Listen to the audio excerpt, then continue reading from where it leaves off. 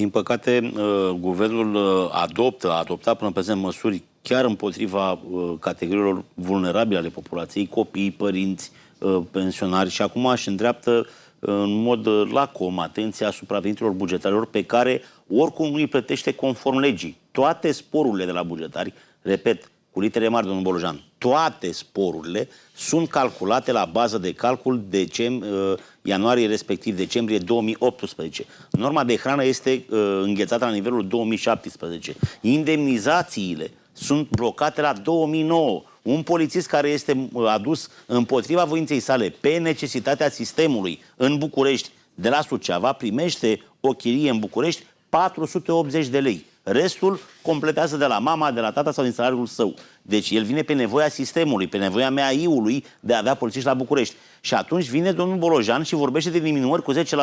Cu siguranță că vor fi reacții pe măsură, cel puțin, dacă nu mai dure decât cele pe care le-am avut în ianuarie 2025, când pe alocuri chiar s-a și blocat sistemul și având în vedere exemplu pe care ne-au dat magistrații care sunt interziși la dreptul la grevă, dar totuși au făcut o formă extremă de protest și aproape o grevă, și noi ne gândim să abordăm în același mod situația, pentru că nu putem accepta să fim legea 153 din 2017 să nu fie aplicată în totalitate, dar totuși guvernul să vină cu diminuări salariale. Să nu uităm că ne lipsesc 37.000 de oameni din MAI și 17.000 pot pleca la pensie.